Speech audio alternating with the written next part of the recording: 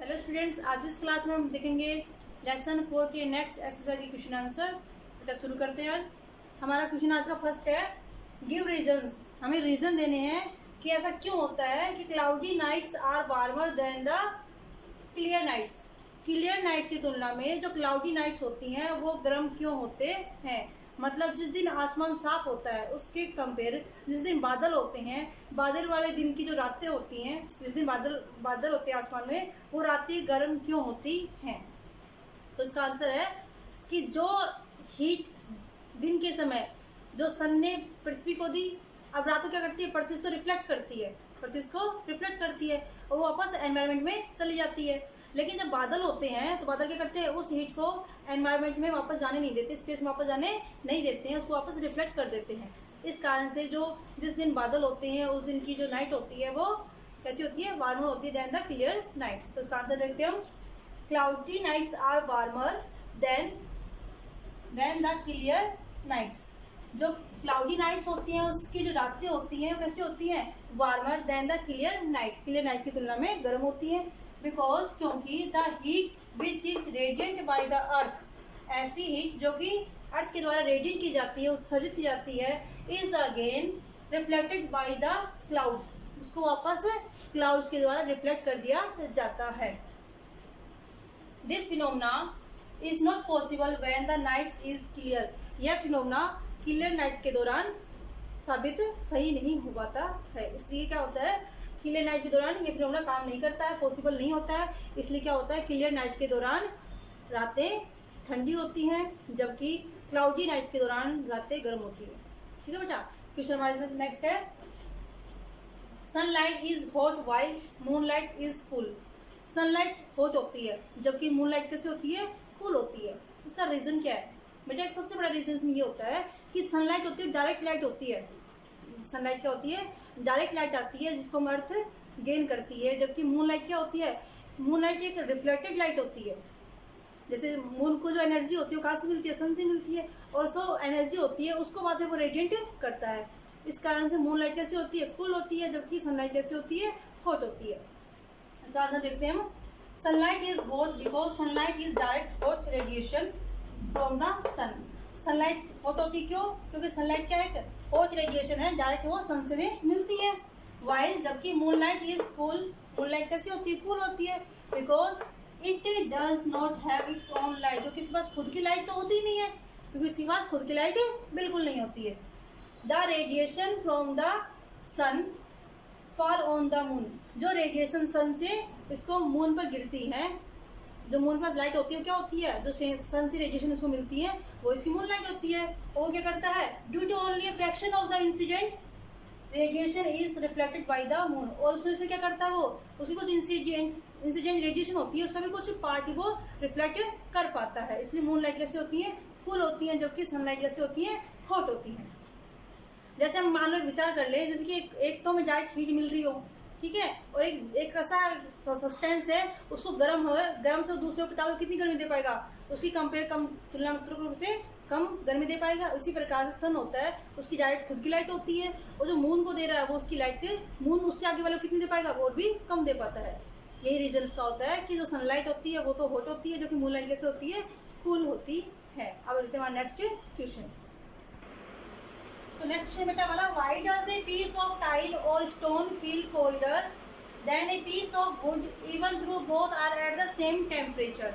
मतलब same temperature पर tile भी है और वुड भी है, दोनों रखा हुआ है, तो हमें टाइल या स्टोन वो ठंडा महसूस होता है जबकि वुड है वो गर्म महसूस होता है। ऐसा क्यों होता है, इसका रीजन है सिंपल सा हमारा बेटा, हीट का फ्लो। हीट का फ्लो तो इसका है because of heat flow. Heat का जो फ्लो होता है हमारी बॉडी से किस तरफ होता है, अगर वो कंडक्ट करता है तो हमारी बॉडी से हीट लेगा, अगर कंडक्ट नहीं करता बॉडी को हीट नहीं लेगा। तो ये हीट का जो फ्लो होता है उसके कारण से हमें टाइल है वो तो क्या करता है, ठंडा महसूस होता है, जबकि वुड है तो वो गर्म महसूस होता है। इसका आंसर देखते हैं, stone conduct heat at least 10 times better than wood. जो स्टोन होता है वो वुड की तुलना में 10 टाइम बेटर हीट का कंडक्टर होता है। So it sucks the heat from our hand. इसलिए हमारी जैसे हम हमारे हाथ को उस स्टोन पर या टाइल पर टच करते हैं तो हमारी बॉडी से वो हीट को अपने अंदर सक कर लेता है, चूस लेता है। In tile which is a heat conductor, tile क्या होती है, एक हीट की कंडक्टर होती है। The flow cause the heat from skin to leave, इसके कारण क्या होता है, हमारी जो हीट होती है वो हमारी स्किन से कहाँ चल जाएगी, टाइल्स के अंदर चल जाएगी। क्यों, क्योंकि टाइल्स क्या है, एक बेटर कंडक्टर होता है हीट का। तुम्हारी हीट बॉडी से कहाँ चली गई, टाइल्स के अंदर, तो हमें कैसा महसूस होगा, ठंडा महसूस होगा। That making it feel cold, जो इसको कोल्ड महसूस करवाता है। ऑन द अदर हैंड, दूसरे तरफ क्या होता है, would is an insulator, would क्या होता है, एक इंसुलेटर होता है। And A low less heat flow from our skin, और हमारी स्किन से कम हीट का फ्लो होता है, इसलिए लकड़ी में स्टील की तुलना में, टाइल की तुलना में या फिर स्टोन की तुलना में कम ठंडी महसूस होती है, गर्म महसूस होता है। अब हमारा है नेक्स्ट क्वेश्चन बेटा, question number 4।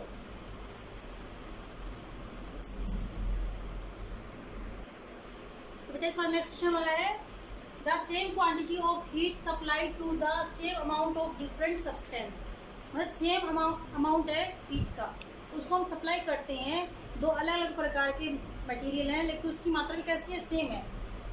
Does not necessary produce the same increase in their temperature, why, तो इससे क्या होता है, उनका टेम्परेचर सेम इंक्रीज नहीं होता है। ऐसा क्यों होता है, हमने दो सब्सटेंस लिए, दोनों सब्सटेंस को समान मात्रा में हमने हीट दी, लेकिन दोनों का टेम्परेचर समान रूप से इंक्रीज नहीं होता है, ऐसा क्यों होता है। तो इसका रीज़न है बेटा कि दो सब्सटेंस हमने ली हैं, दोनों सब्सटेंस की हीट कैपेसिटी कैसे होती है, अलग अलग होती है, और हीट कैपेसिटी अलग अलग होने के कारण दोनों का टेम्परेचर समान इंक्रीज नहीं होता है। तो हीट कैपेसिटी क्या होती है, हीट कैपेसिटी हीट की वह मात्रा होती है जो किसी सब्सटेंस के टेम्परेचर को 1 डिग्री सेल्सियस इंक्रीज करने के लिए आवश्यक होती है, उसको होती है उसकी हीट कैपेसिटी। उसका आंसर देख लेते हैं एक बार। Same amount of the heat can not raise the temperature of different objects, same amount of heat, हमने समान मात्रा में जो हीट ली है उसको टेम्परेचर को राइज नहीं कर सकता, डिफरेंट अलग अलग ऑब्जेक्ट और ये हैं, उसका सेम टेम्परेचर इंक्रीज नहीं कर सकता है भाई, सेम डिग्री नहीं कर सकता। क्यों, थर्स क्योंकि different bodies have different heat capacity, क्योंकि अलग अलग बॉडी की हीट कैपेसिटी अलग अलग होती है। और हीट कैपेसिटी क्या होती है, the amount of heat needed to raise the temperature of that substance by 1 degree Celsius, उस सब्सटेंस का टेम्परेचर 1 डिग्री सेल्सियस इंक्रीज करने के लिए जितनी मात्रा में हीट की आवश्यकता होती है उसको बोलते हैं उसकी हीट कैपेसिटी। मान लो एग्जांपल लेते हैं आपके सामने, हमने एक 5 ml का बीकर ले लिया, सॉरी 500 ml का हमने 2 बीकर ले लिए, एक बीकर में हमने कोकोनट ऑयल रख दिया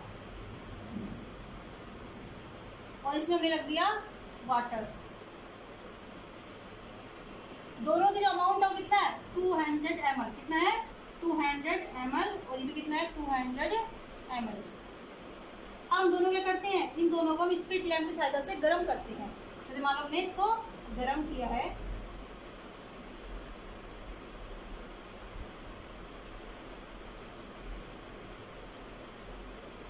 जैसे उसको गर्म करते हैं, मान लो 5 मिनट उसको हमने हीट देते रहते हैं, 5 मिनट दोनों को समान मात्रा में हीट दी है। अब हम देखते हैं 5 मिनट के बाद में किसका टेम्परेचर ज़्यादा है और किसका इंक्रीज है। तो हम देखते हैं जो कोकोनट ऑयल है इसका टेम्परेचर ज़्यादा है और वाटर का टेम्परेचर क्या है, कम है। रीज़न क्या है कि जो ऑयल है इसकी हीट कैपेसिटी क्या होती है, वाटर की तुलना में कैसी होती है, इसकी हीट कैपेसिटी कैसी होती है, ज़्यादा होती है।